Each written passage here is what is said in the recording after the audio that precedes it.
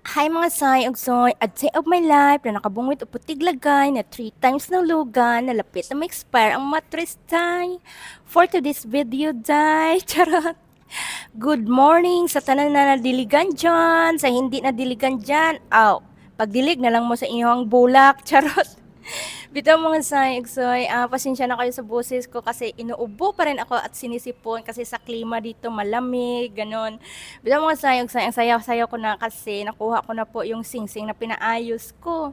Kasi mayroon akong singsing day na natanggal ang bato sa ano day, yung diamond niya day natanggal day. Kasi last time, nag-travel kami sa Guam day, tapos day, nag-hiking-hiking kami day. Kaya wa man ni kayo akong darling day, mahilig siya sa hiking-hiking day.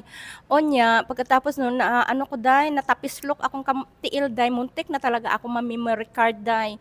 Tapos yung singsing ko, parang, ewan ko, parang napaganon yung kamay ko. Tapos yung bato ng ano ko dahil ang diamond ring ko dahil natanggal yung ano dahil yung bato dahil tapos ayun may warranty to sa dahil lifetime warranty kaso lang ang papel ani daw ako kabalo kung diin na dahil kay 3 years ago naman dahil tapos ayun pinaayos ni Dudong ayun siya ang nagpaayos at ito na siya o di ba ayan na yung bato niya sa gitna dahil kita niyo yan ito yung unang-unang diamond ring ko na na-invest ko dahil na makapal siya kung gaano siya kakapal, ganun din kakapal yung pera na ginastos ko dito. Charot.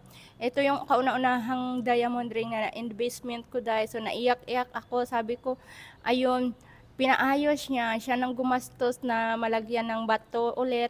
Tapos ayan, okay na siya. Tapos sa totoo lang dahil, ito yung dahilan kung bakit minsan ko lang sinusuot talaga yung engagement namin ni Dodong kasi natakot kasi ako na matanggal yung mga bato dahil kasi yung engagement ring namin is ano dahil mayroon siyang malaking ano dahil malaking bato dahil anim na gano'n, paikot siya dahil.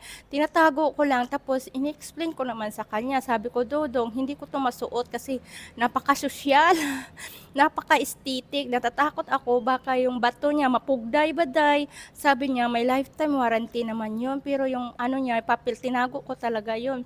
Ayun na mga so, tapos tinago ko yun, binilhan niya naman ako ulit. Sabi ko, ito, bibilhan kita pero gusto ko ito suotin mo. So, yung isang binili niya day sa akin day, ito napakaganda. Parang ano, wedding badge sa day na napakaganda day. Ito lagi kong sinusuot day. So, ayan. Pero sinusuot ko lang siya kapag mag-shopping. Kapag nasa loob lang ng bahay, hindi kasi natakot ako baka matanggalan ng isang bato. Tapos, ayun ang mga sign of soul. Meron pa akong na ano day, nabili day. 'Di ba nag-Valentine's Day. Pag Valentine's Day, patalbugan talaga lang ng bulak or chocolate. Ganito, kasama ko yung mga kaibigan niya, nag-lunch kami dahil, tapos ang dami mga flowers dahil, apat chocolate. Yung mga friend niya, yung mga co-workmate namin, nagsingbilihan ng mga bulaklak para iregalo sa mga asawa, mga jowa. Pero dahil si Dudong dahil, kumuha na din ng isa. Tapos sabi ko, kanino mo yan? Kanino mo yan ibigay? So, syempre sa iyo, ikaw lang naman yung isa asawa ko. Tawang-tawa ako. Sabi ko, hindi ko, ayaw ko ng bulaklak. Ayaw ko ng bulaklak. Ang na may pa-chocolate-chocolate. Sabi niya, bakit? Tingnan mo sila. Ano ka? Hindi, pira na lang. Tapos dahil parting, tawang-tawa siya sa akin. Sabi ko, tawang-tawa siya sa akin. Sabi ko, ikaw talaga, no? Na, sabi niya, namulubi ka na naman ng pira nga. Ang dami-dami mong pira sa bangko mo.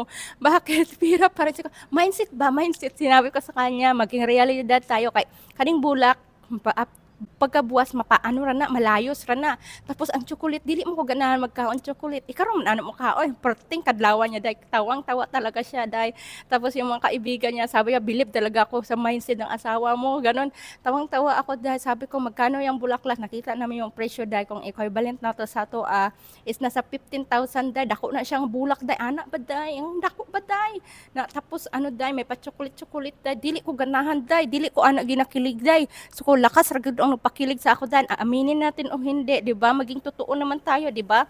Lakas na lang man talaga nagpapakilig sa ating mga asawa. So ayun, tawang-tawa ako. Sabi ko, kung 15,000 niya, bigay mo lang sa akin, ano na lang, cash na lang. Tawang-tawa si Dudong. Hindi ko in-expect na, na 15,000 lang yung binigay niya. Times 10 niya, dahil.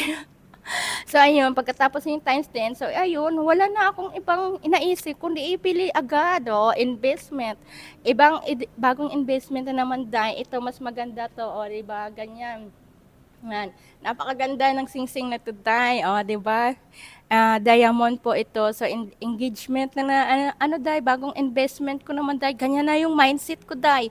Hindi na ako kinikilig sa mga flowers, hindi na ako pa kinikilig sa mga chocolate.